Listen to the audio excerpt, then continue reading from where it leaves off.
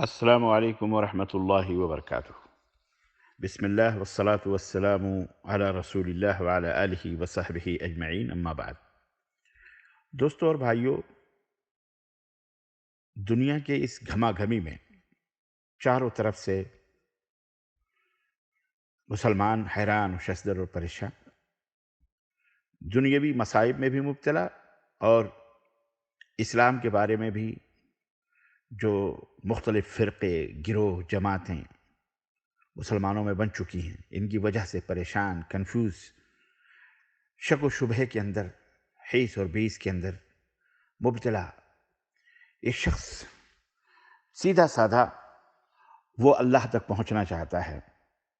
اللہ کو راضی کرنا چاہتا ہے، اللہ کو خوش کرنا چاہتا ہے،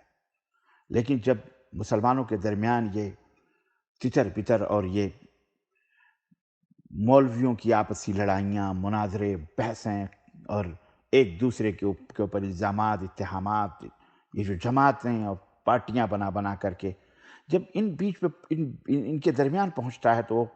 حیران و شدر رہ جاتا ہے کہ میں جنت میں جانا چاہتا ہوں، میں اللہ کو راضی کرنا چاہتا ہوں، میں خوش کرنا چاہتا ہوں اللہ کو، میں شیطان سے دور رہنا چاہتا ہوں، لیکن یہ کیا ہے، یہ میں کس راستے پہ جاؤں؟ کنفیوز ہوتا ہے، وہ بالکل وہ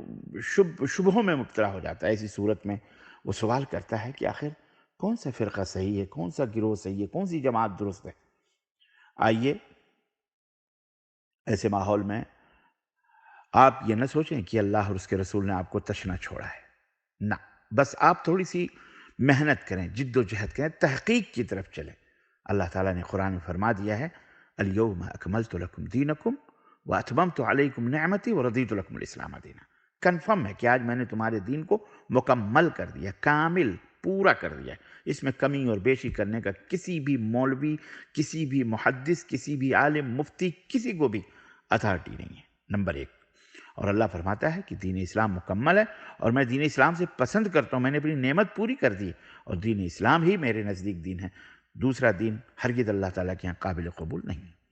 اور موطا امام مالک میں نبی کائنات صلی اللہ علیہ وسلم نے ارشاد فرمایا کہ ترکت فیکم امرین لن تضلوا ما تمسکتم بہما کتاب اللہ و سنتی۔ اے لوگوں، میں تمہارے درمیان دو چیزیں چھوڑ کے جا رہا ہوں، جب تک ان دونوں چیزوں کو پکڑے رہو گے کبھی بھی گمراہ نہیں ہو سکتے، اور وہ ایک کتاب اللہ ہے اور دوسرے میری سنت ہے۔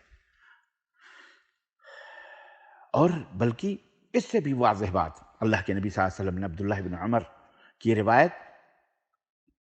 کہ نبی کریم صلی اللہ علیہ وسلم نے فرمایا کہ یقیناً میری امت پر ایک ایسا زمانہ آئے گا جیسا کہ بنی اسرائیل پر آیا تھا، اور دونوں میں ایسی مماثلت ہوگی جیسا کہ دونوں جوتے بالکل برابر اور ٹھیک ہوتے ہیں۔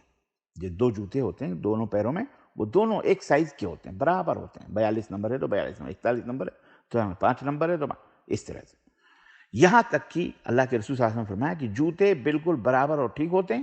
یہاں تک کہ بنی اسرائیل میں سے اگر کسی نے اپنی ماں کے ساتھ اعلانیہ طور پر بدفعلی کی ہوگی، زنا کیا ہوگا، تو میری امت میں بھی ایسے لوگ ہوں گے جو ایسا ہی کریں گے۔ اور بنی اسرائیل 72 فرقوں میں تقسیم ہو گئے،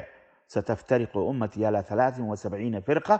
اور میری امت 73 فرقوں میں تقسیم ہو جائے گی، کلھا فی النار الا واحدہ، وہ سارے فرقے دوزخی ہوں گے، ان میں صرف ایک فرقہ جنتی ہوگا، ایک جماعت، ایک گروہ جنتی ہوگی، ایک جماعت جنتی ہوگی، ایک گروہ جنتی ہوگا۔ صحابہ نے عرض کیا وما ہی یا رسول اللہ، وہ جماعت، وہ فرقہ کون سا ہے جو جنت میں جائے گا، وہ کون سا ہوگا؟ قال، تو آپ صلی اللہ علیہ وسلم نے فرمایا ما انا علیہ الیوم واصحابی، وہ بھی روایت ما انا علیہ واصحابی، آج میں جس دین پر ہوں اور میرے صحابہ جس طریقے پر ہوں گے، جو لوگ اسی طریقے پر ہوں گے وہ جنت میں جائیں گے، وہی جنتی ہوں گے۔ اس حدیث میں نجات پانے والا فرقہ نبی کریم صلی اللہ علیہ وسلم نے واضح طور پر بتلا دیا، لوگوں ما انا علیہ واصحابی، جو میرے اور میرے صحابہ کے طریقے پر ہوں گے، ان کا عقیدہ۔ اس جماعت سے مراد کون ہے؟ ما انا علیہ و اصحابی، اللہ تعالیٰ نے قرآن کریم میں فرمایا فَإِنْ آمَنُوا بِمِثْلِ مَا آمَنْتُمْ بِهِ فَقَدْ اهْتَدَوْا، لوگ اس وقت وہ لوگ ہدایت یافتہ ہوں گے جو اے میرے نبی کے صحابہ جس دین پر آپ ہیں، جس طریقے پر آپ ہیں، لوگ بھی اگر اسی طریقے پر، تو وہ ہدایت یافتہ ہوں گے۔ سورہ بقرہ کے اندر یہ آیت موجود ہے۔ وہ اہل السنہ والجماعہ، نام کے نہیں، کہ بدعتی رہیں اور اپنے آپ کو اہل السنہ نام رکھ لیں، نہ، حقیقت میں یہ واضح طور پر اہل السنہ والجماعہ کا جو فرقہ ہے، گروہ ہے، وہی جنتی ہے، جو اپنے عقیدوں میں، اپنے اعمال میں، اپنے احکام میں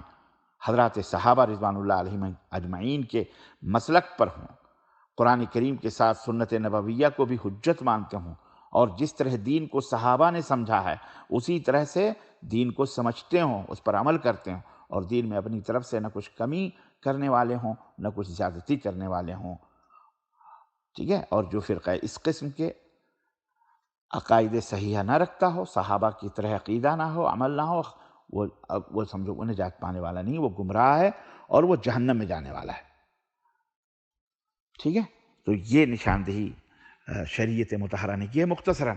آپ لوگ اس کو سمجھیں اور اسی کے مطابق تحقیق کریں اور کسوٹی بنا لیں، یہی معیار بنا لیں۔ کوئی بھی مولوی، کوئی بھی عالم، کوئی بھی مفتی اگر کوئی بات کہتا ہے تو صحیح حدیث اور صحابہ کرام نے جس طرح اس کو سمجھا ہے اس طرح سے، ان کا دین جیسے تھا اس طرح آپ بھی ایمان لائیں، اسی دین پر رہیں، انشاءاللہ آپ ہی نجات یافتہ ہیں۔ واضح طور پر اللہ کے رسول صلی اللہ علیہ وسلم نے آپ کو بتا دیا ہے۔ اللہ عز و جل سے دعا ہے کہ اللہ تعالی ہمیں اللہم ارنا الحق حقا وارزقنا اتباعہ، اے اللہ ہمیں حق کو حق دکھا اور اس کے اتباع کرنے کی توفیق دے، وارنا الباطل باطلا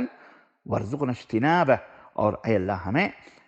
باطل کو باطل دکھا اور اس سے بچنے کی توفیق عطا فرما۔ عقیدہ سب سے پہلے ہے، عقید توحید اگر صحیح ہے، بعد میں ارکان اربعہ، نماز، روزہ، حج، زکوٰۃ، جو اسلام کے ارکان اربعہ ہیں یہ دیکھے جائیں گے۔ پہلے کلمہ، پہلے عقیدہ صحیح ہو، اس طرح کا اس کے اندر شرک نہ ہو، اس کے اندر کفر نہ ہو، اس کے اندر اس کے بعد اعمال ہیں بدعات نہ ہو اس کے اندر۔ اللہ ہمیں نیک عمل کرنے کی توفیق عطا فرمائے، آمین یا رب العالمین۔ وصلی اللہ علیہ نبینا محمد وعلی آلہ وصحبہ اجمعین، والسلام علیکم ورحمۃ اللہ وبرکاتہ۔